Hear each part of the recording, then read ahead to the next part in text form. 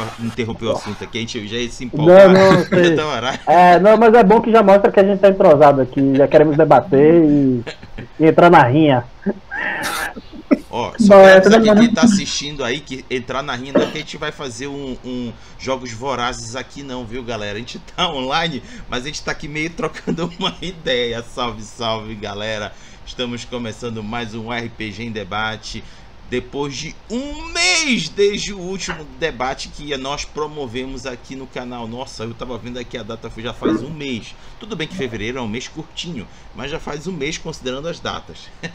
Bom, então, estamos retornando às atividades com pessoas maravilhosas aqui compondo o grupo que irá debater sobre os vários assuntos. E como vocês estão vendo aqui na telinha, o tema de hoje é o sistema D20 no RPG. Nossa, eu fui levantar essa temática num outro grupo, já deu uma discussão generalizada. Eita, segura para segunda-feira do dia 14, que aí aqui a gente faz um bate-papo um pouco mais tranquilo, um pouco mais de compartilhamento de experiências e opiniões. Ninguém aqui é o dono da verdade, a gente só vai compartilhar nossas impressões. Cabe também uma opinião adversa, colocando argumentos bacanas. Sempre todo mundo cresce, mesmo que você não saia concordando, mas fica aquela sementinha de reflexão que já vale a pena para um debate saudável. Bom, vamos às apresentações antes de eu explicar o porquê que eu trouxe esse título, esse tema para discussões de hoje. E a primeira pessoa que irei apresentar é a Gessele Damasceno. É residente em Belém, estado do Pará. É advogada criminalista, membro da Clínica de Direitos Humanos, CADU. É pesquisadora na área de Direito Internacional e Direitos Humanos, assim como na proteção de dados e direito cibernético. Ela gosta de desenhar nas horas vagas. Quanto ao RPG, joga há 10 anos, é integrante do grupo Icamiabas RPG. Gessele, diga oi pra galera. Já faz mais de 10 anos que eu jogo há 10 anos. Oi, gente. Tudo bem? Voltei, né? Tô aqui de volta, vocês que lutem. Boa. O próximo se chama... agora tu vai me ajudar. Matheus Ganzor. Tá bom assim, não precisa embolar muito não. Deixa assim que tá bom. Tá. Mais de 20 anos jogando RPG, na maior parte do tempo D&D, mas já jogou GURPS, Mago Ascensão, Lobisomem Apocalipse, Vampiro à Máscara, Starfinder, Pathfinder e outros jogos. Atualmente se dedica a Lenin Dragons, ao podcast e ao hack para a 5ª edição, o modo Carrasco. Matheus, diga oi aí pra galera. Olá pessoal, eu sou o Matheus, eu sou um dos membros da Lenin Dragons, um dos fundadores da Lenin Dragons. E nesse tempo de pandemia a gente decidiu, né, que para além de jogar apenas nas nossas mesas, a gente precisa conversar com a comunidade e ousamos também produzir. E é mais ou menos isso. Fora do universo do RPG, né, eu sou psicoterapeuta, eu sou psicólogo de formação, atuo na área há 10 anos e não posso dizer que faz 10 anos que eu atuo na área há 10 anos, mas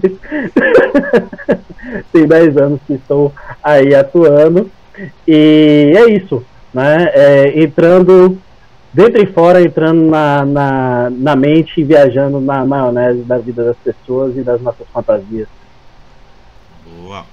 E para fechar, Heavy é metade do estúdio Heavy em Salsa, o qual se propõe a criar obras de entretenimento saudável através dos RPGs, livros, HQs e lives. Além disso, ele é escritor, roteirista e streamer. Heavy, diga oi aí pra galera.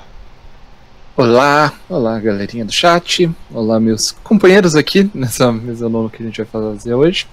Como o Rodrigo muito bem abrilhantou, eu sou o Heavy, escritor, roteirista e produtor de RPG nacional. E bora dali conversar, e é um prazer estar com vocês por aqui hoje. Show!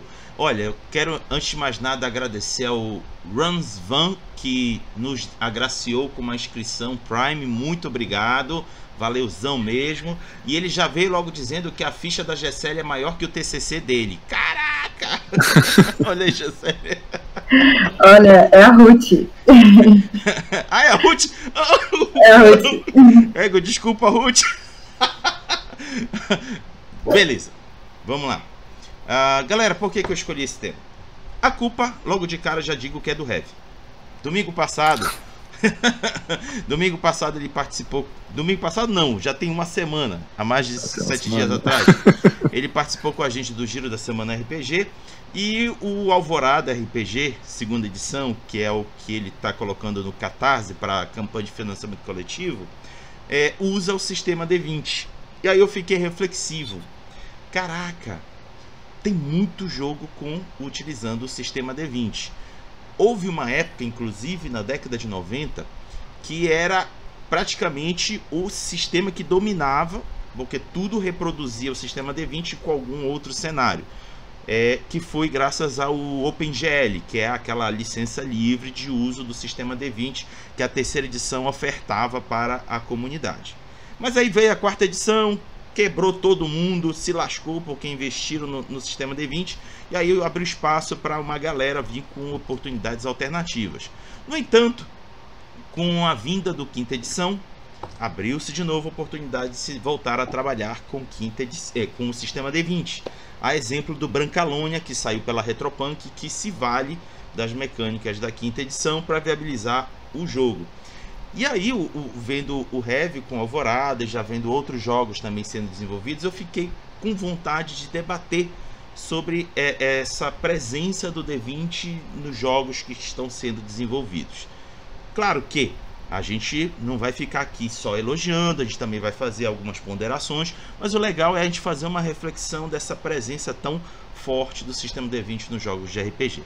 Depois dessa enrolação geral que eu fiz só para explicar para vocês porque que eu trouxe esse tema, deixa eu explicar aqui para vocês. A gente faz 3 rodadas em torno de uma pergunta norteadora. Cada um dos presentes aqui irá responder essas perguntas. Vocês aí do chat podem fazer comentários, podem mandar perguntas que eu jogo aqui no meio e a gente começa os jogos vorazes. Mentira, a gente vai debater sobre o assunto. Então, meus queridos, deixa eu também fazer um acolhimento que eu sempre faço e eu acabei de esquecer. Vocês que estão chegando agora, boa noite.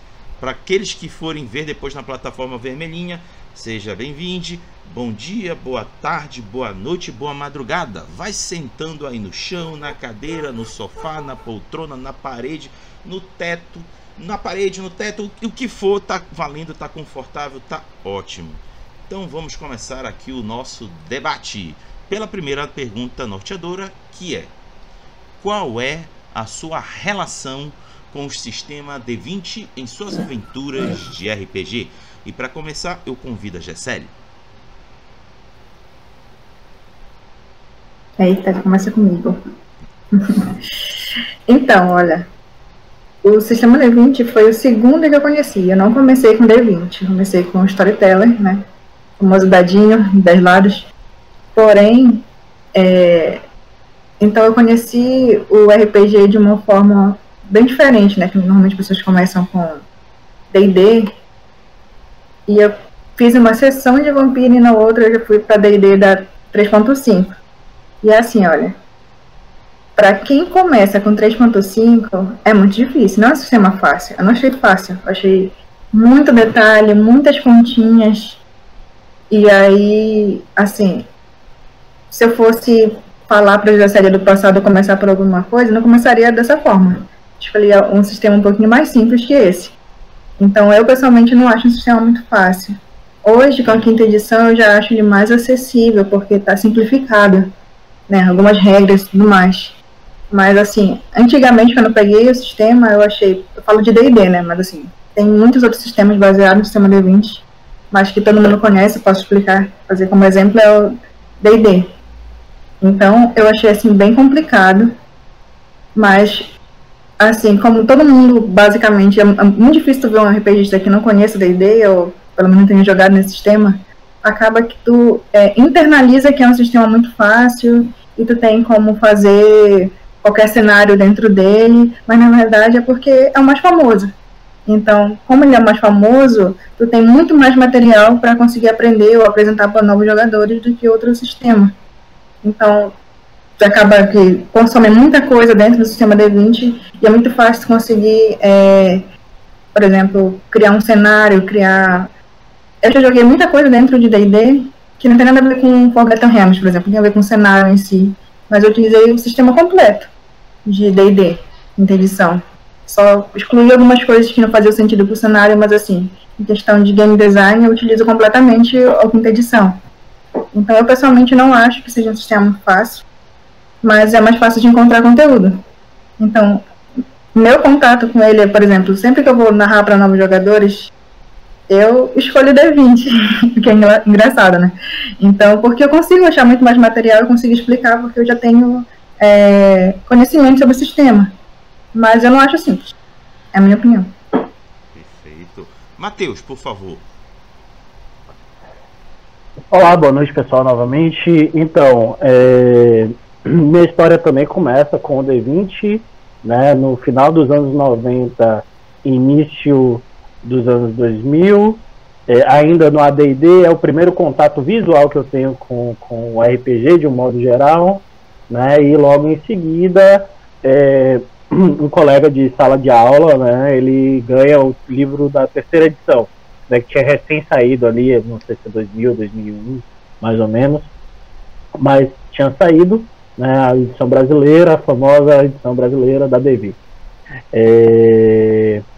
E com isso eu faço coro com a Gisele, que é um livro muito mais complexo, né, do que a quinta edição e que a quarta edição, mas também era um livro para uma juventude de uma outra época em que o RPG era pensado ainda, digamos assim, ele estava numa transição, né, desse que hoje a gente chama de old school, né, de uma antiga forma de jogar para uma nova forma de jogar, que é essa mais gameista. Então, que começava ali a trabalhar com essa coisa de detalhes, etc., essa ideia de que os desafios eles estão lá para serem superados. A gente estava passando essa ideia de testar o jogador para testar a ficha, né?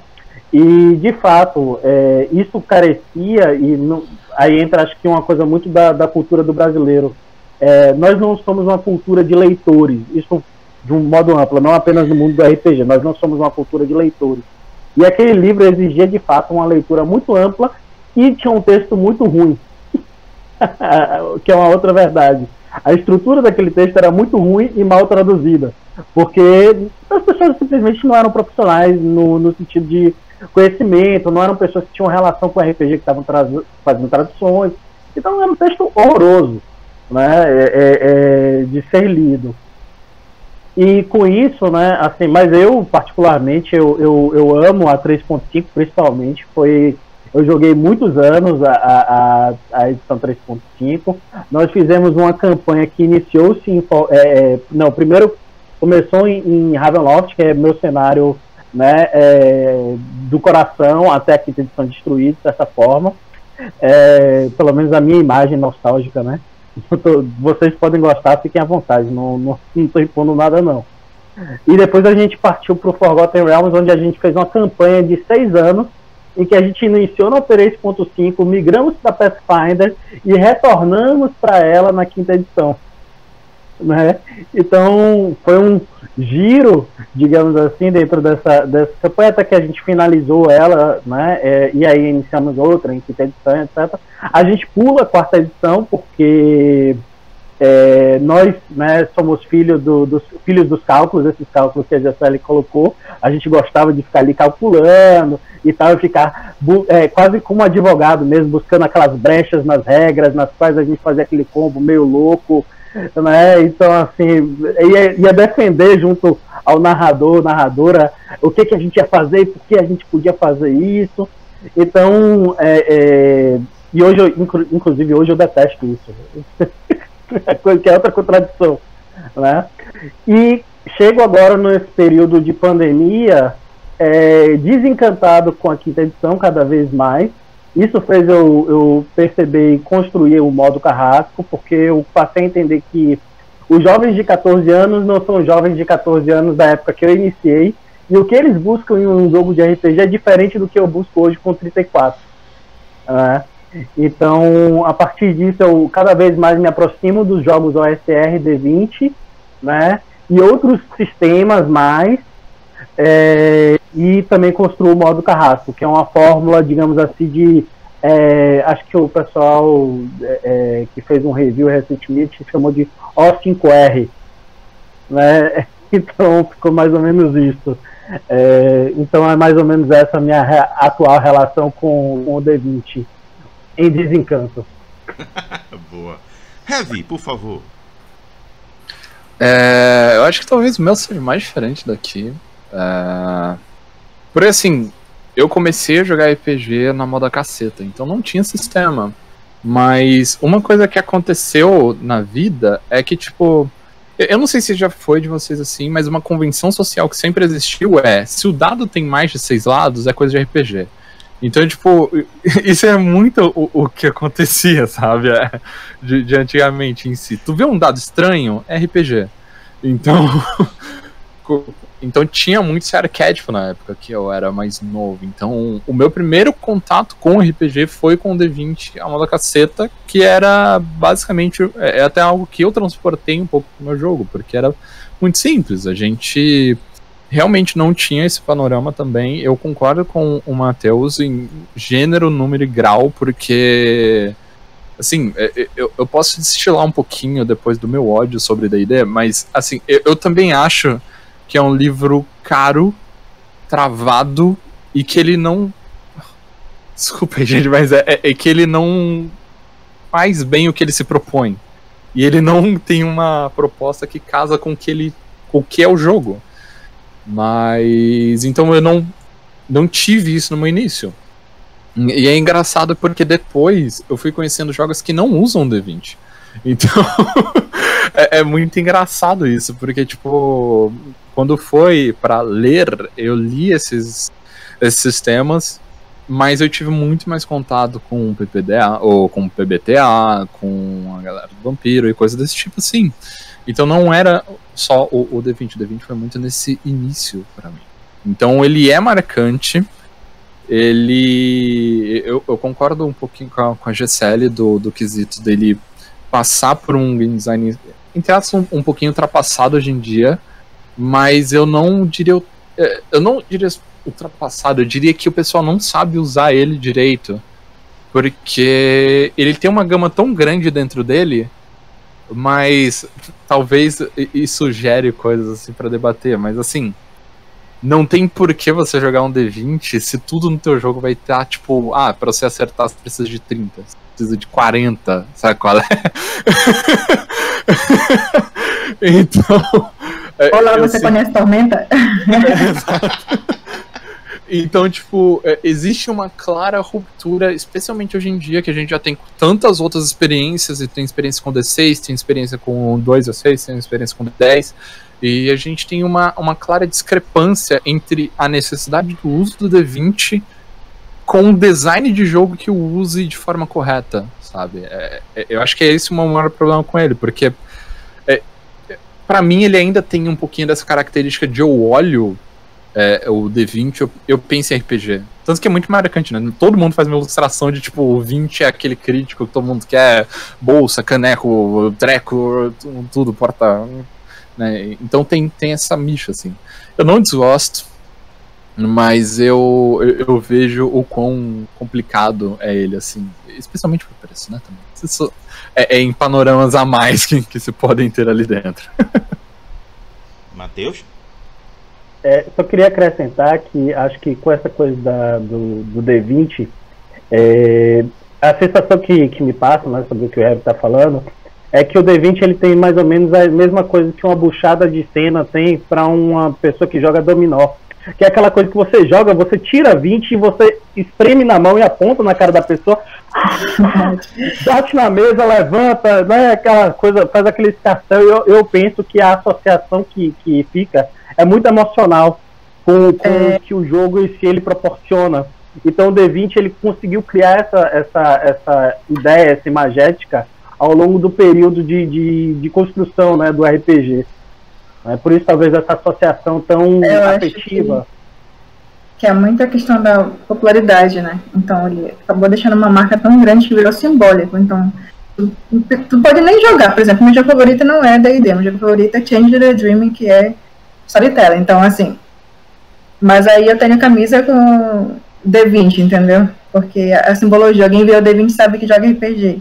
Então é mais o simbólico do que... E acho que a gente discutia mais a questão da marca que esse sistema deixou do que exatamente, assim, se é bom ou não, porque eu acho muito complicado.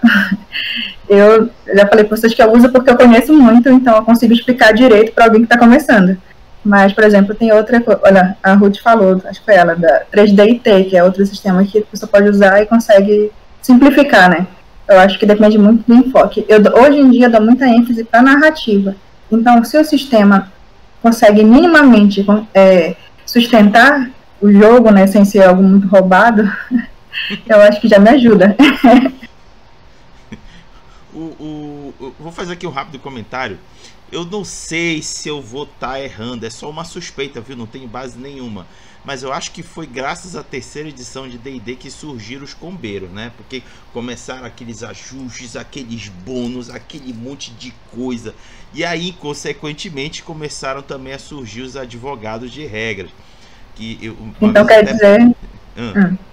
É só voltar nesse tempo, né? E destruir esse livro que a gente destrói toda uma galera. E aí, uma vez eu brinquei pra Gessele que o problema do advogado de regras no RPG é que eles só advogam em própria causa, nunca pelo grupo. Mas enfim, gente, isso é preconceito meu, que eu meio que destilo de vez em quando com os advogados de regra. Mas, enfim. Se eu posso adicionar ainda um pouco mais de pimenta e entender a essa questão... o que, né, na transformação do AD&D para a terceira edição, existe uma associação muito grande do jogo de RPG de mesa aos videogames, que começam a evoluir também naquele momento, saindo do Super Nintendo, entrando para o PlayStation e outras coisas que, aí, se você parar para dar uma olhada em RPGs como Zelda, esse tipo de coisa que começa a ter, digamos assim, um refino maior. A Wizards of the Coast, etc., pelo que eu entendi, começam a fazer uma associação de design, que sai muito dessa linha artesanal de que no meio do jogo você resolve, né, enquanto narrador, né, e jogador, e não, aqui tem um sistema de regras de evolução muito claro para você seguir a risca, né, então acho que surge muito dentro dessa seara mesmo. Tem um comentário aqui do chat que eu achei interessante, eu vou pedir para os três também comentarem também. Do BioWare Fan, ele escreveu: o 3.5, no caso D&D 3.5, por si só já era complexo. D&D quinta edição facilitou o processo e, enquanto o Pathfinder manteve a complexidade. Gessele, sua opinião? Minha opinião é que essa pessoa aí é ela de novo. É a Raiz. Olha, eu nunca joguei Pathfinder. Eu só joguei 3.5, que a quinta edição eu acho que simplificou muito, assim. Como eu falei pra vocês, como eu dou enfoque na narrativa, pra mim é muito melhor colocar vantagem e desvantagem que fazer um monte de cálculo ali, nada a ver. Então, isso me ajudou muito, né? A perspectiva da quinta edição. Então, olha, sabe? Então, não sei, se alguém conhece outro sistema que consiga comentar, porque eu nunca joguei e estou aberta para convites de mesa. Heavy. Vamos lá. Eu não acho que ele facilitou, tá? Porque, assim, colocando de forma, eu não acho que você colocar um sistema que precisa de 3 livros para você jogar ele de verdade, ele seja facilitado. Porque tu tem, né, o manual do jogador, o manual do mestre, e se você quiser realmente jogar D&D, tu precisa do manual dos monstros, porque ele te dá diretrizes que foram pensadas para estar ali dentro. Mas é que em todos esses eles têm uma coisa que eu já tenho uns amigos que odeiam isso, mas é meio que o padrão do design de RPG, que se chama regra do mestre, né? E aí tu adapta do modo que você quiser ali para tua mesa. E isso é muito válido, porque assim, o 3.5, o que eu acredito que seja, isso é completamente minha opinião baseada nas vozes da minha cabeça, mas tipo, a nossa cena de RPG não tinha essa visibilidade que a gente tinha na época do 3.5, a internet não tinha crescido tanto, então isso conta muito pro nosso rolê do que é hoje em dia, Porque quando a gente chega pra alguém e alguém chega e fala, D&D é acessível, D&D quinta edição é acessível, por quê? A gente tem uma biblioteca gigante de vídeo, de podcast e tudo mais, ensinando a se jogar. E ainda assim é bem amplo as coisas, porque cada um vai colocando uma mesa, assim. Eu não sei se meus companheiros aqui da conversa já jogaram D&D puro. Assim, pegou as regras e jogou. Eu não sei, é uma experiência que pouca gente teve, assim, sabe? É bem raro. Porque é uma experiência bem diferente do que geralmente o pessoal coloca tudo mais, ou usar um exemplo bem bobo. O pessoal escuta o Nerdcast RPG, né, já que é o maior, assim, do Brasil, e aí fala, eu quero jogar isso aqui e tal. E chega e vê que não é bem assim. Então, mas, por tanto que tem tanto conteúdo, tem tanta gente falando, tem tanta gente que conhece, e eu acho que acaba sendo mais simples pro pessoal se chegar. Ao mesmo tempo que eu sinto que também o pessoal tem um pouquinho mais de paciência de lidar com novatos, porque já conhece, né? Aquela galera que já joga há 10 anos, e aí, tipo, chegou uma pessoa nova que não sabe de nada, ele vai saber explicar, ele vai saber dar aquele guia e tal, porque é algo que já tá acostumado, mas eu digo como alguém que chegou de fora e lida com muita gente que não conhece RPG. Você lidar com alguém com esses sistemas, pra quem nunca viu RPG, é um bicho de 7 cabeças, cara. E é muito difícil. E existe uma linha tênue entre você apresentar o RPG e você apresentar D&D. E elas são coisas, tipo, completamente díspares, assim, de coisas. Porque o RPG, ele é um hobby amplo. E, assim, o D&D, ele é RPG? É. Mas há aquele caso de você talvez corra ao ponto de você, tipo, apresentar só um e ele fique viciado nisso, ou acaba pensando que vai ser sempre aquilo e não se abre as novas experiências. Isso é um ponto que eu fico preocupado volta e meia quando acontece. Mas voltando ao ponto, é que eu geralmente não consigo ver o 3.5 como complexo, porque na minha cabeça não vem o sistema base. É muito estranho isso, eu não sei com vocês, não vem.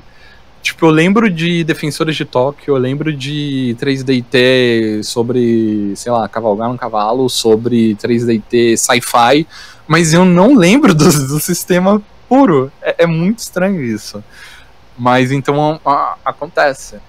Mas eu acho que os dois, eles não têm essa acessibilidade. Eu concordo que o Pathfinder abraçou o modo de você ser complicado, porque até o jogo eletrônico do Pathfinder é complicado. Então é um track que você tem que, sei lá, fazer um doutorado pra entender ali. Mas eu não sei, são sistemas que eles usam, mas eu volto na minha fala. Eles ainda assim, dentro das próprias regras de mundo, se eles usassem um D10, não faria a menor diferença. Se eles usassem um D6, não faria a menor diferença. Mas tem todos esses panoramas ali dentro. Olha só, eu tava vendo, eu fui ler, né? Por que D20? Fui voltar lá pra não saber pra que era. E eu descobri que é porque, no D20, todo mundo já sabe disso, mas eu descobri hoje. Que é porque existe 5%, né, de cada lado cair. E é mais fácil tu controlar. Por exemplo, o D6 não tem como dividir certinho a probabilidade de cada lado cair, não é redondo, né, como ele diz. Uhum. E aí eu vi isso, essa curiosidade, gente. Tchau. Pode prosseguir, Heavy. Não, é basicamente isso só. O meu último ponto era só, Rodrigo, eu acho que não surgiu no D&D, tá? Advogado de regra. Eu acho que surgiu no Rule Master. Porque aquele camalhaço, se você não decorasse, tu não conseguia jogar. Boa. Legal essa informação. Agora tem uma pergunta pra ti, Heavy, meio que por curiosidade.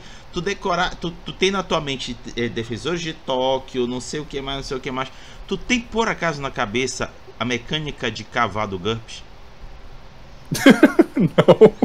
Eu nem sabia que tinha uma mecânica de cavar. Tu não sabia? Eu nem sabia. Agora eu estou Essa mecânica é um clássico. Caraca.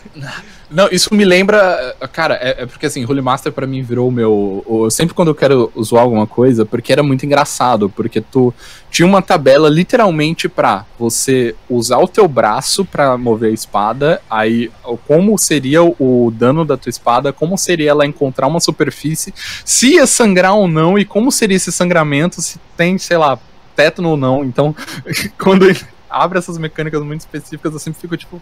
Não creio, sério. Boa. Matheus, por favor. Áudio desligado. Áudio. Claro, né? O gênio tem que falar com o microfone fechado. Sim, só para me resituar, a ligação entre a 3.5 e o Pathfinder? O Pathfinder e a quinta edição. Ele diz que a quinta edição se simplificou, aí o Pathfinder manteve a alma do complexo. Sim. Então, faz sentido para mim, pelo menos eu sinto algum sentido no que ele está dizendo, porque é a seguinte questão, aí eu vou para o que é o SRD, né, o chassi das edições.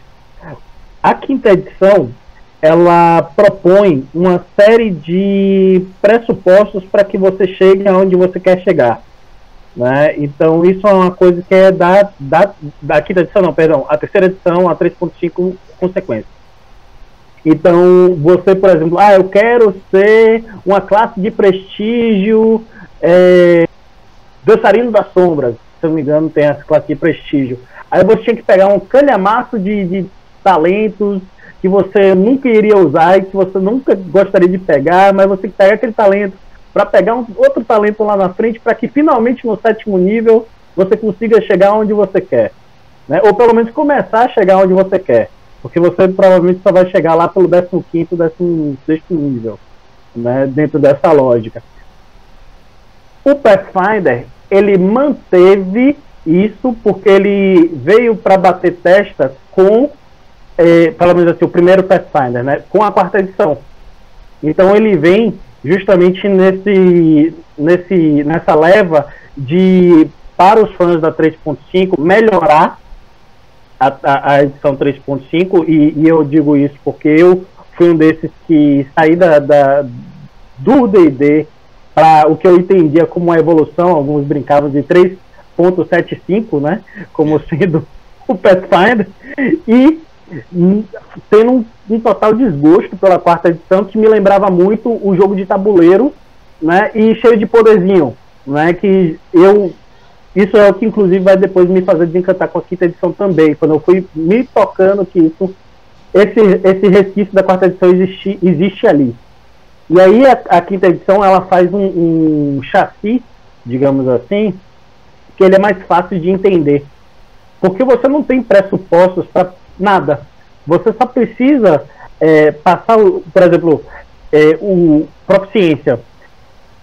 Para todas as classes diferentes existiam bônus bases de ataques diferentes, né? Na 5ª edição, todas as classes têm a mesma proficiência. Não interessa se você é mago, se você é feiticeiro, se você é bruxo, se você é guerreiro ou bárbaro. Não interessa, né? Então, só isso já é uma coisa que simplifica. Você tem ali uma base geral para todo mundo. Você tem as bases gerais de quando, basicamente, todas as raças ganham talento, etc. E você não tem, por exemplo, um pré-requisito para cada talento. Então você pode pegar qual você quiser, né? Na hora que for propício ali no 1º, ou no 4º, ou no 8º nível, você sabe que você pode escolher pegar um talento ou subir atributo em 2. E ainda tem isso. Você sobe os atributos em 2. Na 3.5 e no Pathfinder você subia de 1 em 1. Então você tinha que fazer um malabarismo, né, para conseguir chegar onde você queria mais ainda. Não sei não, você só soma 2. Pronto, tá certo. Você vai ter o dobro de força, você vai ter o número. Se você mentalizar isso, você vai ter sempre um número par, e aí você vai ter sempre um modificador a mais. Então esses atalhos, eles foram muito bem desenhados no chassi da 5ª edição, né? E isso tornou o jogo, digamos assim, mais intuitivo. Se você pega, por isso que ele é até fácil de ensinar. De fato, o Pathfinder, ele mantém essa ideia anterior, que é o de quanto mais crunch, melhor. Inclusive, ele adota a ideia de que você pode levantar o escudo, né? No Pathfinder 2, eu não joguei ainda, mas eu procurei ler, porque eu sou curioso com essas coisas. E aí você tem uma mecânica. E se você está usando o escudo para aumentar a sua CA, você tem que usar uma das suas ações no turno para levantar o escudo e aumentar a CA durante a sua defesa. Então isso são crunches a mais que, de fato, o Pathfinder 2ª edição, ele manteve e apela para esse grupo de jogadores, enquanto que o chassi da 5ª edição, né, ele apela ele tenta fazer uma casadinha, né? Ao mesmo tempo que ele tenta agradar os antigos fãs, ele dá um chassi que é extremamente fluido, nesse sentido, bem intuitivo. Você pega a ideia, você pega ela em geral. Beleza. Por um momento aqui vocês me fizeram lembrar o bafafá em torno do Diablo 2 e o Diablo 3. Enquanto que o Diablo 2 tinha muita mecânica, muito ajuste, no Diablo 3 era meio que vai seguindo o caminho que você vai chegando. Mas enfim, a gente não vai discutir Diablo aqui não. Mas é uma boa analogia. Vamos lá. Segunda pergunta norteadora. Para você, quais são as vantagens e desvantagens de se usar o sistema D20? A gente já falou coisa pra caramba aqui, mas agora a gente vai falar um pouquinho mais direcionado. Heavy, começa dessa vez. Vamos lá. Bom, acho que posso falar disso, que não tem um sistema baseado no D20 em si, mas é engraçado porque hoje em dia eu não usaria, mas é o seguinte, eu particularmente vejo uma gama muito maior de possibilidades no D20, porque claramente ele tem mais resultados, né? E isso pode parecer muito bobo, mas é algo que se vem aplicado, e é claro que dá para ser uma... meio que ele exige um pouco do game designer, um pouco mais do que se esperaria, porque, assim, usando, se você tem um D6, você tem 6 possibilidades, é mais fácil de você construir cada possibilidade dentro dali, para que não seja só uma diferença de números, né, entre o que vai e o que não acontece. Então, tipo, acertou ou errou, né, então você tem toda essa gama para poder colocar ali. Mas, além do ponto de ser reconhecível, querendo ou não, como a gente já disse meio que nos tópicos anteriores, o D20 ele ainda é muito atrativo para as pessoas. Ele ainda chama muita atenção, ele é muito familiar, né? Então, se você quer criar algo que meio que mantenha num lugar comum, e o lugar comum aqui eu não digo como se fosse algo ofensivo, né? Tem gente que acha que é como se fosse ofensas tu manter num lugar comum. Não, se tu quer manter num lugar onde você estaria tranquilo de você usar e seria normal para as pessoas, o D20 está ali dentro do que você pode ter essas possibilidades. Então eu acho que sigo por esses pontos, assim, não vejo mais muito assim dentro do que você vai colocar. Eu provavelmente só colocaria dentro dessa regra para não ser tão aberto, como eu coloquei brincando do 40 acerta, aquele famoso rolê, né? 30 acerta, 40 acerta, porque para mim dentro disso eu não precisaria do D20, mas dentro ali tu consegue colocar dentro de 20 possibilidades algo que supra isso, algo que supra esse ponto de que a gente tem em alguns sistemas já, um teste normal, um teste arriscado, um teste dificílimo, você tem uma chance muito maior e uma gama muito maior de você poder até mesmo subverter, sabe? Colocar que os 10 primeiros números ali, né, do 1 até o 10, você na verdade tem uma chance maior para acertar, então eu acho que ele tem esse universo de possibilidades maior, mas ao mesmo tempo, assim, eu não tenho mais muitas ideias do porquê escolheria ele. Boa. Matheus, por favor.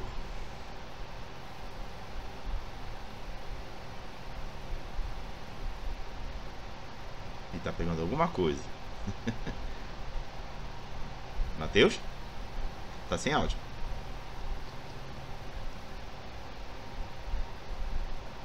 Maravilha isso. Não, eu tava aqui falando no mudo pra mim, pras paredes, que quando passou isso sobre o D20, pra gente só não falar apenas de D&D, eu peguei algumas coisinhas que eu tenho aqui na estante, por exemplo, o Space Dragon, né, que não é um jogo medieval, né, muito pelo contrário, foguetes e homens lagartos tiveram. E assim, trazer que esses sistemas, por exemplo, o camarada aqui, o Red, estava falando, de fato, se você não precisar passar 40 no dado, de fato, o próprio dado ele perde sentido. né? Porque o enfoque não é mais o resultado no dado, mas sim um acúmulo de somatório, né? Porque aí, em algum momento, eu vou ter mais 20 de ataque, então eu vou estar sempre causando 20, no mínimo uns 22, né? Para dizer que né, é uma falha automática e tal. Mas existem diversas formas de jogar o D20, né? Que, inclusive, anteriormente existiam, que era de que você não joga acima, você roll under, né? Você jogava abaixo, né? Então, o próprio D20, o D20 System, ele é muito mais amplo do que o que a gente pratica hoje, principalmente com quinta edição, Pathfinder, e entre outros, né? Os módulos OSR, eles trouxeram algumas formas melhor, resgataram algumas formas de jogar, nas quais elas são mais simples no sentido de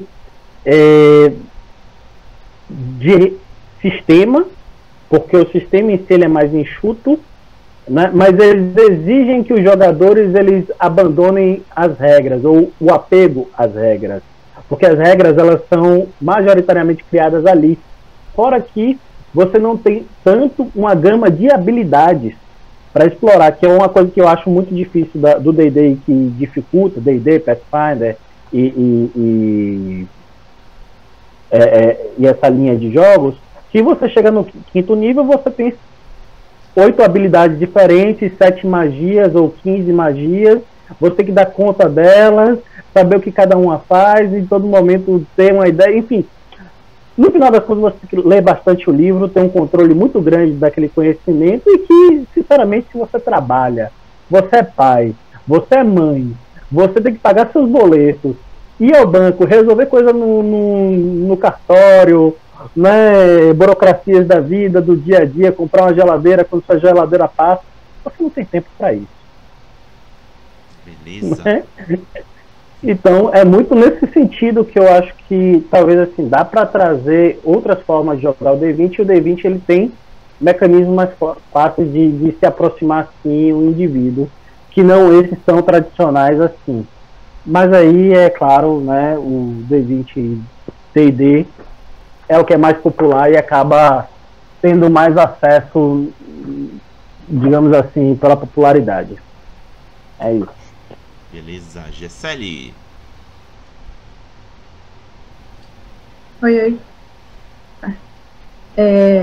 Eu gostei também do que a Rev falou em relação às possibilidades dentro de, por exemplo, não só de acerto como erro, possibilidade de teste, de ser um teste difícil, e não necessariamente tu vai acertar ou errar, tu tem possibilidades dentro do acerto e do erro que existem na vida real, né, se aproximar. Então, assim, nem sempre é sim ou não, né, a resposta. Eu acho que o D20 ajuda nisso. E aí, outra coisa que eu acho que seria positivo, que é positivo é porque tem muito material. É muito fácil pegar um link no YouTube, passar para alguém e falar, olha, tem 1 milhão de material por aí que tu consegue assimilar melhor esse sistema do que qualquer outro. Por exemplo, quando eu comecei a jogar Changeling, eu achei poucas mesas e o Storyteller, apesar de, assim, a gente vê como algo muito fácil de explicar. Eu não sei se o Raga acha que é fácil, mas acho que é um pouquinho mais fácil de explicar. Mas, por exemplo, Changeling tem um game design horrível, sabe? Eu pego para ler algumas regras e falo, pelo amor de Deus, gente, por favor, não dá. E aquela questão de regras de ouro vira a regra principal, porque se tu não entende, tu não vai explicar pro resto, entendeu? Então, assim, eu acho que a parte legal do D20 é porque tem muita gente explicando, e tu consegue encontrar resolução para um problema dentro de fórum, dentro do YouTube, dentro de outras plataformas que não consegue para sistemas mais incomuns. E agora a questão de... eu acho que existe outro sistema que pode usar, por exemplo, para cenário medieval, que normalmente se usa, né? Uma coisa curiosa também pra falar nisso é que o primeiro sistema que usou D20 sem ser D&D foi no cenário de Star Wars. Eu descobri isso pesquisando, então não necessariamente foi em algo dentro de medieval. Mas hoje a gente vê muito isso, né? Medieval. Existe 3D&T, eu acho 3D&T muito legal, assim, pra te usar. Como eu falo, depende muito da maneira como teus jogadores gostam de jogar e como tu, como mestre, gosta de fazer tua narrativa. Então, se tu é um mestre em que a questão de... não sei, tu usa as regras para fazer a tua narrativa ser fluida. de que as regras e a ponto principal da tua narrativa, acho que vai mudar muito. O que tu vai escolher. Então, o D&D, como tu tem muito material, talvez tu consiga colocar muita coisa dentro das regras. A parte negativa, olha, eu acho que é muito detalhe para não precisa de tanta coisa, sabe? Não precisa de tanta coisa para te explicar uma ação ou conseguir executar alguma coisa. Por exemplo, dentro de 3.5, que eu achava horrível, não sei quem gosta, por exemplo, se tu não tivesse pontinho em natação, tu não conseguiria, mesmo se tu tivesse atletismo, entendeu? Então dava pouca liberdade pro teu jogador. Droga, e agora? Vou ter que colocar natação esse pontinho aqui. Entendeu? Então, quando tu começa a especificar muito o que tu tem que fazer dentro do sistema, ele se torna o personagem principal do RPG. O sistema é mais importante que o cenário e que a narrativa. Então, eu acho isso muito ruim. Eu vou aproveitar um gancho da Gisele, que era algo que eu estava com vontade de comentar agora. Ela falou da questão de terem adaptado Star Wars para o sistema D20. Quando o sistema D20 surgiu, viabilizando o Dungeons and Dragons, era aquele cenário de deserto, não tinha mais nada, qualquer coisa estava valendo. Ou seja, ele foi pioneiro, o sistema pioneiro que viabilizou o jogo de RPG nos primórdios como a gente conheceu. Claro que vieram em função das experiências de se jogar com o sistema D20, outras ideias foram surgindo, outros sistemas foram também surgindo, e aí foi se aumentando o leque de opções de base sistemática para viabilizar uma proposta de jogo ou de cenário. Só que o uso excessivo do sistema D20 foi também aplicado para outros cenários que não tinham nada a ver com propostas similares aos jogos que Dungeons and Dragons pretendia fazer, como o próprio Star Wars. Gente, eu achei tão estranho como eles tentam emular a força no Star Wars, que eu ficava assim, pra quê, gente? Pra quê? Não podia ter feito uma outra coisa? Um outro mecânico, outro sistema? E também, em outro momento, eu peguei uma adaptação de cenários contemporâneos para o sistema D20. Claro que cenários contemporâneos da época, que ele foi lançado na década de 90, início dos anos 2000. Mas era a ideia de tentar adaptar o sistema D20 para o contemporâneo. E aí vinha arma de fogo, vinha não sei o que, mas eu, caraca, para que tudo isso? Tu via que não dava certo, era meio que uma forçação de barra. E aí, o que vocês acham? Vocês acham que não é ruim essa insistência de querer usar o D20 para tudo quanto é coisa, só porque ele é mais popular ou porque ele é mais confortável para a galera que já o conhece, ao invés de ter que conhecer outros sistemas? Heavy. Cara, eu digo sim, mas eu vejo que isso é um problema não do D20 em si, mas ele é um problema de clubismo no RPG que também tem, sabe? Que tem uma certa porcentagem da galera, assim, meio alta, assim, de que se vê pela internet, de que, tipo, eu jogo meu sistema e aí de quem tentar tirar isso de mim, né? Então, é bem complicado isso, porque se você fecha nisso, você não vai se abrir para outros. Então, é muito difícil dizer isso para mim, porque, por exemplo, quando eu vejo... Eu tô dentro, entre aspas, da bolha da RPG Indie, né? E, cara, é muito difícil você ver um RPG Indie com D20 hoje em dia. É meio que raro. A galera abraçou o D6, e o D6 também é o meu queridinho hoje em dia. Porque vai indo, né? Hoje em dia é bem mais aberto se você vai pra galera independente. É D6, é D10. Tem um colega meu que fez um RPG pouco tempo atrás que você usa com as cartas do tarô, como se fossem os seus dados, sabe? Então é bem mais aberto, mas a gente tem esse quesito de... às vezes, talvez um pouco de falta de maturidade de algumas pessoas, de tipo, não posso me abrir para outro jogo, vai que eu paro de jogar, sabe? É um pouco de medo. Vai que eu já tô com a minha mesa aqui que joga esse sistema D20 já faz anos, por que a gente vai mudar? A galera não vai querer mudar e tal. Né? Então, eu diria que não é meio que um problema do dado ali em si, porque as pessoas usam o que elas querem. Mas é mais por apego a um sistema ou essa imagem assim do que por por esse quesito, sabe? Perfeito. Antes de passar pro Matheus, teve aqui um argumento bem contundente no chat, em que ele diz o seguinte, cadê? Tô passando. É do Diogo Fusco, ele disse, é mó bonito ver o D20 rolando, esse é o motivo. Boa. Matheus, segue. Também acho.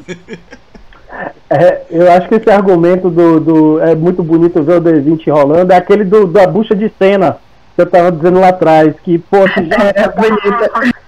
é muito bonito, tal, não sei o que, acho que tem essa comoção mesmo. Mas, então, sobre o cenário e o D20, né? É interessante falar assim, que o D20 ele surge muito dentro da ficção pulp também, né? O Gary Gygax, ele era fã dessa literatura, né? Que surge ali nos anos 30, tal, com o Lovecraft, com o H.P. o Edward Howard, né? Que é do Conan e por aí vai. E ali tinha muito do pulp. E na história do próprio Dungeons and Dragons tem o Spelljammer, que é uma visão de jogo em que mistura uma ópera espacial com medieval, com as loucuras assim, né? Então o D20, o sistema de D20, ele nasce, tem raízes nessa fantasia medieval, mas ele dialoga com várias coisas ao longo do tempo, e isso está muito nas próprias referências dos criadores, né? E assim, minha experiência com o cenário, nunca joguei um cenário, digamos assim, atual do D20, eu acho que minha impressão que seria uma sensação estranha, mas quando eu joguei Starfinder e agora lendo o Space Dragon, eu tenho uma sensação, assim, a minha experiência com o Starfinder é muito bacana, eu acho muito interessante você dar tiro de laser, ter uns aliens ali com anteninha de barata, né, que fala e que falta magia, enfim. Eu acho que tem como funcionar, mas às vezes eu acho também que há uma forçação de barra, né? Então depende, eu acho que é muito, digamos assim, de cenário para cenário, né? Não dá para fechar cada um e dizer assim, esse aqui, o D20 não presta para isso, né?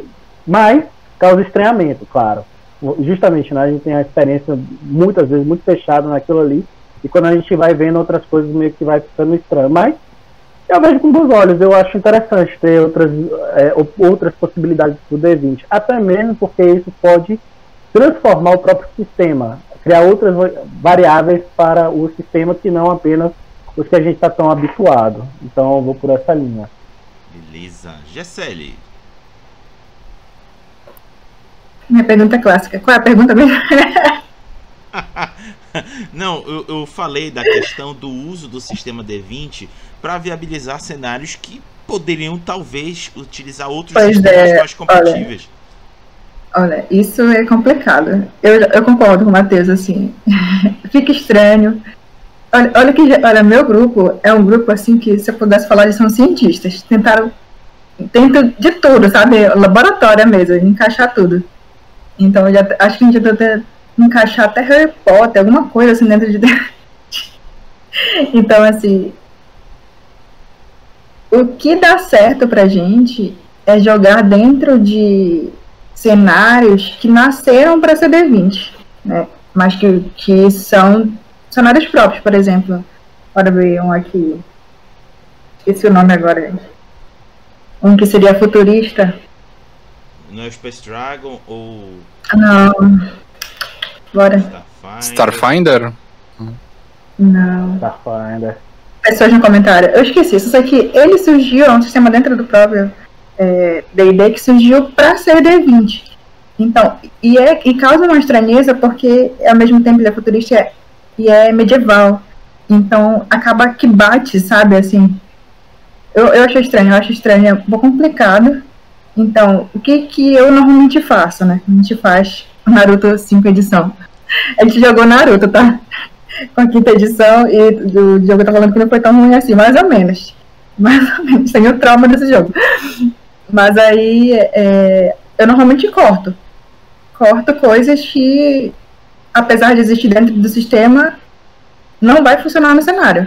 Eu saio passando a faca no que eu sei que não vai dar certo, entendeu? É isso.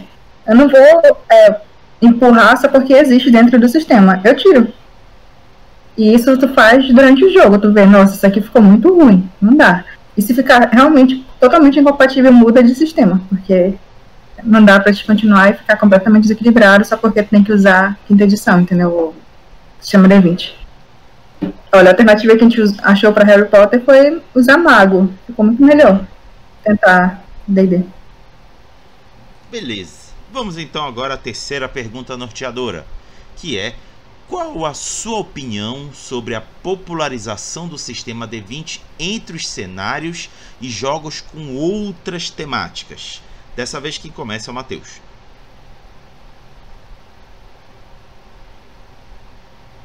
Tá, deixa eu ver se eu entendi. O que eu acho da popularização do D20 para outros temáticos. Por exemplo, D20 para terror, temos o Ravenloft. D20 para deixa eu ver, para emular espaço, como Pathfinder, e assim vai. Tá bom, Starfinder no caso. Tá bom. Então, né, eu acho que eu falei um pouco sobre isso no meu comentário anterior, mas vou fazer uma citação em relação ao Ravenloft, porque, enfim, ele é um ponto para muitas coisas na minha história do RPG, né, e principalmente na minha relação com Dungeons & Dragons. Primeiro, o Dungeons & Dragons é uma bela porcaria para fazer jogo de horror, ponto. Assim, simples. Rápido, direto, seco, né, corte na garganta, e de preferência com a faca cega, para ser lento e demorado. Mas o Ravenloft, escrito para a terceira edição e para o AD&D, são suplementos muito bons no esforço de transformar em jogo de horror, né? E digo isso porque principalmente os jogos da White Wolf, porque é a galera do Storyteller, né? Eles pegaram a edição, eles pegaram a licença durante a terceira edição e a 3.5, pertencia a eles, e eles escreveram. Então é um material fantástico em termos de cenário e enredo, né? E também as regras que eles aplicam são totalmente alienígenas para o D&D padrão. Então, nesse ponto, torna o jogo um pouco... Ele consegue dar algumas características de horror. Porém, não existem, isso a gente pode usar, por exemplo, o filme, né? Um filme em que as criaturas e os protagonistas são super poderosos, eles deixam de ser de horror. Porque o horror explora justamente nossas fragilidades, né? Então, se a gente não tem fragilidade, não tem horror. Ponto final, né? Então, existe muito essa dinâmica entre a construção, né, da regra e tal, com o que o cenário se propõe. E isso entra em choque. Isso vai andando, quando chega na quinta edição, eles abrem totalmente mão, se você pegar o Ravenloft, eles abrem totalmente mão dessa probabilidade de você tirar, de você nerfar, né, como o público gosta de chamar, os poderes daquelas dos jogadores. Muito pelo contrário, ele estimula, né, que você seja, sei lá, uma meia bruxa do mato que solta, que chupa cana e assovia, né, e vai invadir o castelo do Drácula malvadão, né? Então, tipo, você vai lá bater testa com ele. A proposta já é essa. Então, já sai, acabou o terror, acabou o horror, né? Acabou o horror. Então, ele vai nessa temática, e isso é muito dessa problemática do horror, né, desse tipo de cenário para o Dungeons & Dragons. Já existe um conflito inicial. Talvez eu não joguei muito tempo o AD&D para ter a experiência de fato, mas como eram personagens mais frágeis, eu acho que o medo de morrer era muito maior, então o horror estava muito mais presente. Mas da 3.0 em diante até a quinta edição, eu acho bem frágil, né? E com relação a outros cenários, eu acho que são possíveis e são prováveis de serem jogados e serem divertidos também. Mas é isso. é uma proposta, digamos assim, que precisa ser comprada antes, e a gente vem muito influenciado dessas experiências anteriores do D&D medieval. E aí fica mais difícil, né? É que nem jogar Storyteller medieval, como Estado de Feitiçaria, ou mesmo High Fantasy. Me soa estranho, né? Então, acho que o choque deve ser muito nesse sentido também, quando se fala de D&D jogando Starfinder, né? Ou jogando D20 e Starfinder, né? Você lá, tendo um lagartão no espaço, atirando com armas laser. Boa. Gessele, por favor. Eu achei que o nome do cenário é Shadowrun. Que, assim, dá certo, assim, eu uso como... Não lembro das mesas agora. Dá certo assim, como base. Mas, assim, ele foi criado para o sistema. Então, apesar de ser, tipo, cyberpunk e tudo mais, tu tem os dragões lá que são chefes das empresas, mas tu consegue visualizar o cenário porque tu já imagina como uma suposta evolução do cenário medieval indo para aquela banda, sabe? Então, não é um cenário de cyberpunk que, por si só, tu usa o sistema. Não, ele nasceu para ser usado no sistema D20, dentro daquele cenário medieval, tecnicamente, e evoluiu. Então, eu acho que dá certo nesse sentido, entendeu? Agora, mas agora, não sei, separar um pouquinho do que é, por exemplo, algumas classes, ou sistema, por exemplo, o sistema em si, ou sistema de classes, sistema de raças, dentro do que é um cenário, por exemplo. Tu não vai ter a mesma classe que tu tem, a não ser que tu vá só copiar e colar um paladino para um Jedi, entendeu? Então, assim, não é assim. Mas tu não vai literalmente copiar uma coisa para outra e vai tentar jogar aquilo porque não dá certo, né? Então, eu acho estranho. Eu acho que existem sistemas simples que conseguem dar conta de outros sistemas. Para mim, tem que ir para a direção da simplicidade, entendeu? Porque quanto mais simples, menos detalhes, mais o narrador consegue dar forma para aquele cenário. Já não sei de vocês, assim para mim é mais assim, advogado ninja da Nintendo. Vou concordar com essa sua afirmação. A simplicidade ajuda o narrador. O Diogo falando aqui que não é horror, é uma roupagem gótica. Olha, eu já consegui fazer uma mesa um pouquinho de horror dentro de D&D. Mas assim, eu dou até uma dica de um filme chama Aniquilação. Você já ouviu falar desse filme? Que era na Netflix. Sim.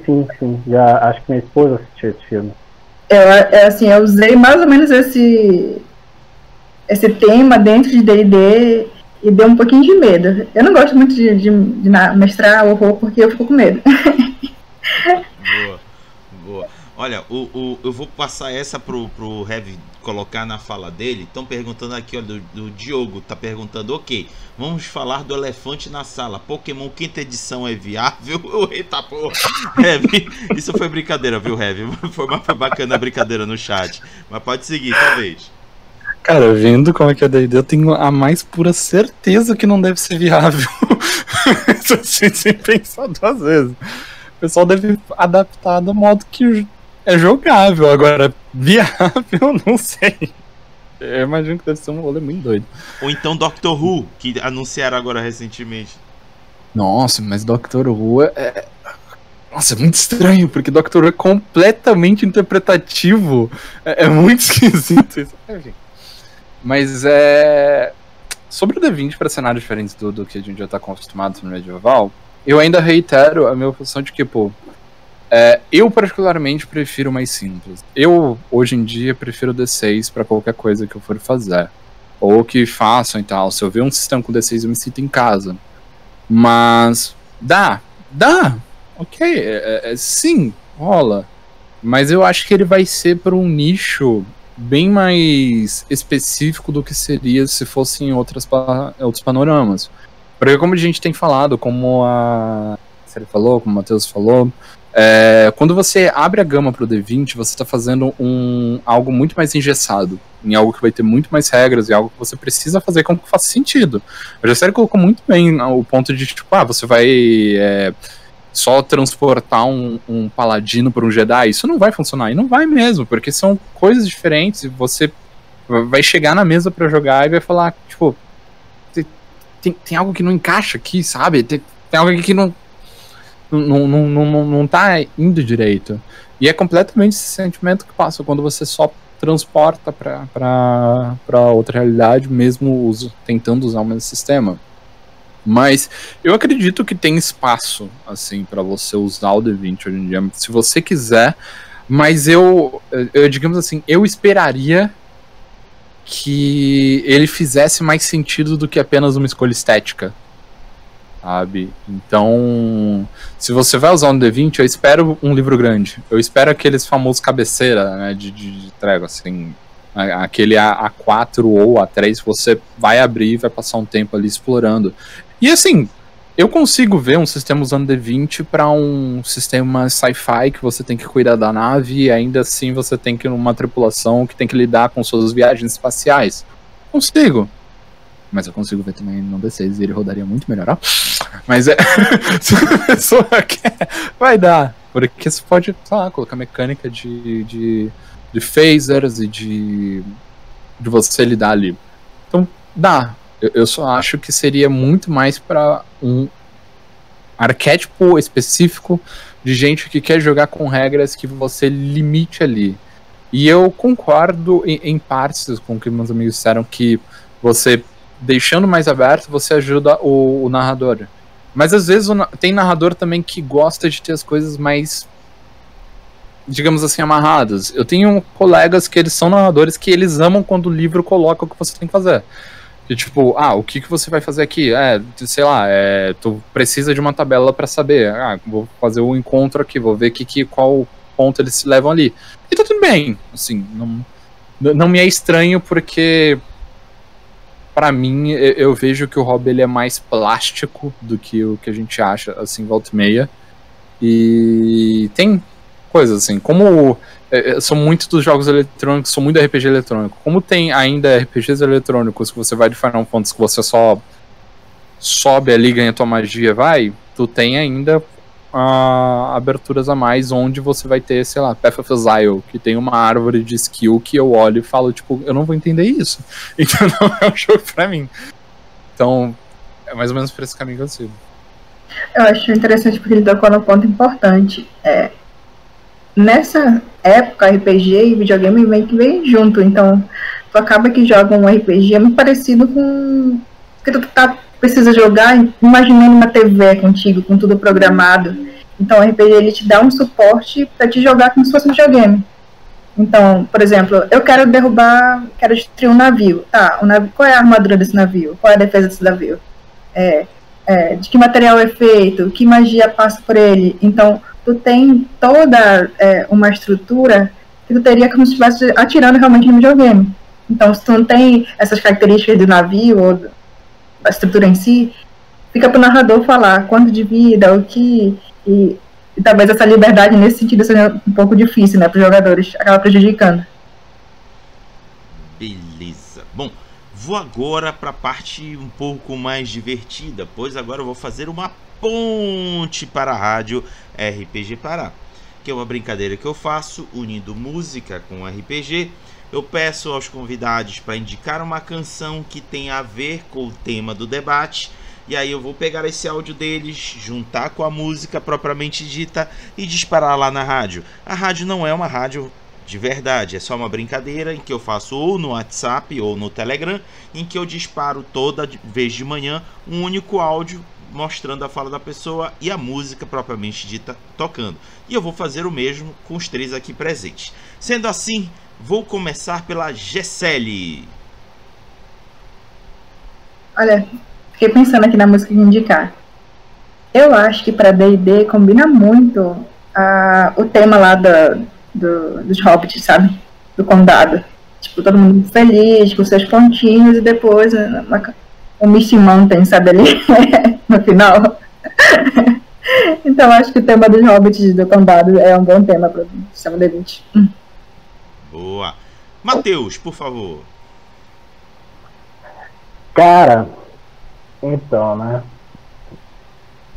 uma música que combina com o tema RPG. Tem uma de uma banda italiana de metal, né? Eu não sou um grande fã, mas eu acho que tem tudo a ver com RPG, que é Holy Thunder Force, do Rhapsody of Fire. Eles têm uma música que é basicamente, acho que eles jogaram RPG e aí aconteceu tudo aquilo, eles, vamos escrever isso aqui e tal, tirar umas notas na guitarra e vai dar certo. Boa. E pra fechar, Heavy. Cara, eu vou na vibe dos amigos, porque assim, parando pra pensar, pra mim, D20 ele chama muito aventura medieval, ele já vem automático assim na minha cabeça. E tem uma banda polonesa de metal sinfônico que se chama Illuminante, e eles têm uma canção chamada W, Drodzy, eu não faço a mínima ideia de como isso seria em polonês, mas ela tem um feeling muito gostoso, assim, de aventura começando, de o pessoal saindo pra ir. Começam os violinos, assim, é uma música completamente confortável. Vocês vão curtir. Beleza, então, quem tiver curiosidade, entre aqui nos meus perfis, seja do Instagram, Twitch, Facebook, vocês vão ver lá o meu Linktree, e lá tem os links do WhatsApp e Telegram da rádio. Basta vocês darem um pulo e acompanharem a programação.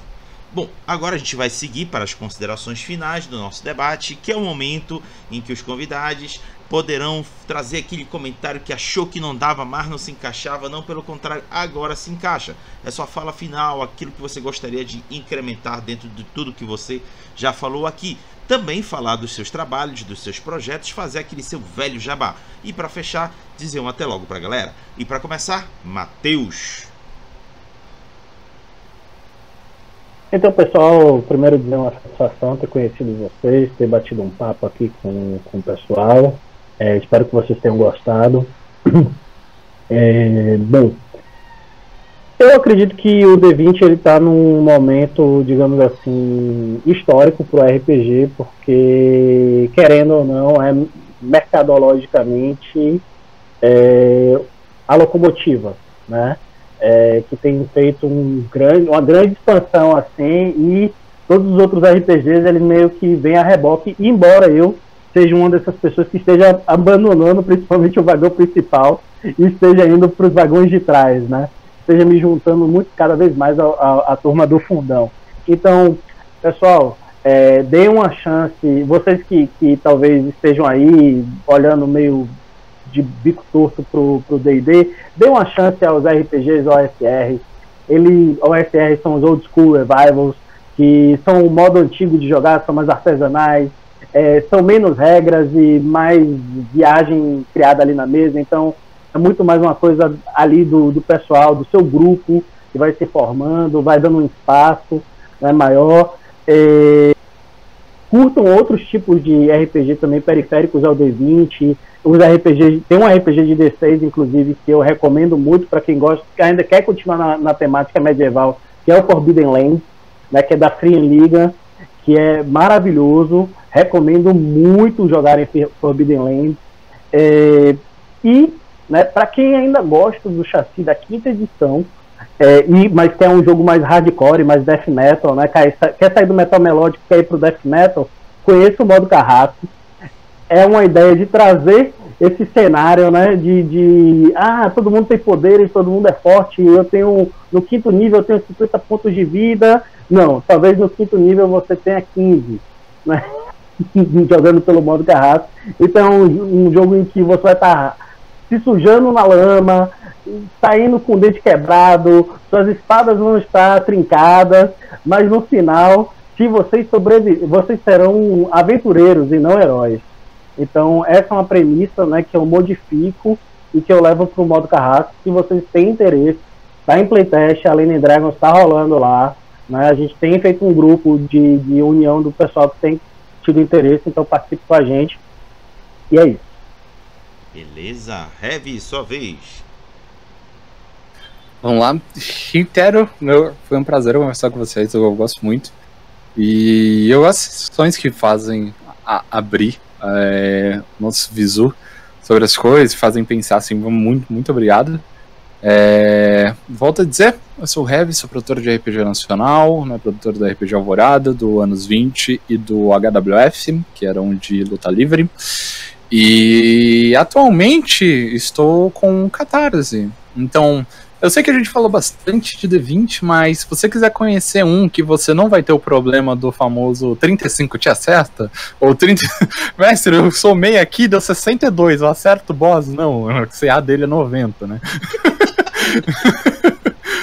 Vocês vão conhecer o Alvorada. O Alvorada, ele foi pensado para quem nunca jogou RPG, ou só jogou eletrônico e queria começar a jogar o de mesa, ou para quem joga RPG, já tá acostumado e não quer ter aquele famoso problema do vamos jogar RPG, vamos 2 horas montando a sua ficha. Você tem o Alvorada, que ele é um sistema de alta fantasia medieval, onde você vai lá encarnar na pele de anões draconianos, elfos e ursos, além dos humanos. Ele tem 12 profissões para vocês se adentrando. E além do mais, vocês vão ter um bom tempo ali brincando com as perícias, que são a parte de personalização, onde vocês vão poder fazer, por exemplo, onde já teve nas mesas um anão paladino com parkour e altamente dançarino do break, né? Um panda cozinheiro. Então, são tudo por lá, vocês vão poder adentrar nesse mundo maluco. E a gente tá lá em catarse.me/alvorada2, essa URL muito difícil, né? Então é isso. No mais, vocês podem encontrar nossos trabalhos da Heavy Salsa em @HeavySalsa, tanto no Twitter quanto no Instagram. E pra mim, em RT de arte bonitinhas e lutas volta e meia, vocês vão estar em @LuizHeavy, tanto no Instagram quanto no Twitter. Mais uma vez, Rodrigo, muito obrigado pelo convite, por me receber aqui. E também muito obrigado aos parceiros aqui de roda. Foi muito bom, parceiro. Show. Gisele, você fecha. Oxe, queria agradecer também pelo convite. Na verdade, eu me convidei, queridos, porque eu sou assim. E aí, eu adoro essas discussões, porque eu conheço muita gente.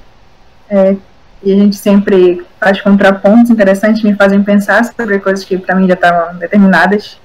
E repensar. E assim, qual a minha opinião? Se está funcionando para sua mesa e seus jogadores, e vocês estão felizes, tudo bem. Olha, o que é o D20 para mim? O D20 é um local que eu conheço tanto que é um local de tranquilidade, não precisa estudar. Bora jogar alguma coisa? Bora jogar Forgotten, 5ª edição, acabou. Faz uma aventura ali, acabou, entendeu? Então não precisa pensar tanto. Então eu uso muito como base para descanso. Mas se você quer conhecer e ter novas experiências, eu sugiro que conheça muitos outros. Tenha novas experiências dentro do RPG, que vai enriquecer muito mais a tua experiência, tua capacidade, por exemplo, como mestre. Eu já viajei por tanto lugar que eu não sei, morei em tanta casa que eu não conheço mais, não sei nem mais onde eu tô.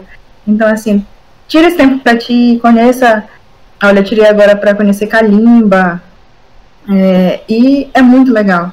É muito legal de sair da tua zona de conforto. Eu acho que o D20 talvez seja a zona de conforto. Então, saia da zona de conforto e tente esses novos cenários, novos sistemas que talvez tu se surpreenda nesse processo. E eu tô aqui de novo, eu passei dias de férias do boteco, daqui da discussão, mas estou de volta. E eu espero que a gente se encontre mais esse ano, né? Beleza, gente. Obrigada. É isso aí. Chegamos ao final de mais um RPG em Debate. Muito obrigado para quem participou aqui no chat, fazendo comentários, deixando algumas perguntas. Também obrigado a Gisele, Matheus e Heavy por reservaram algumas horinhas de suas vidas numa segunda-feira à noite. Para vocês estarem aqui significa que vocês amam o RPG. É a maior prova de amor ao RPG estar numa segunda-feira à noite. É mais de 10 horas falando sobre RPG. Maravilhoso, muito obrigado. Então, peço para que vocês, junto comigo, deem um até logo pra galera. Falou, pessoal. Até a próxima. Tchau, gente. Tchau, tchau.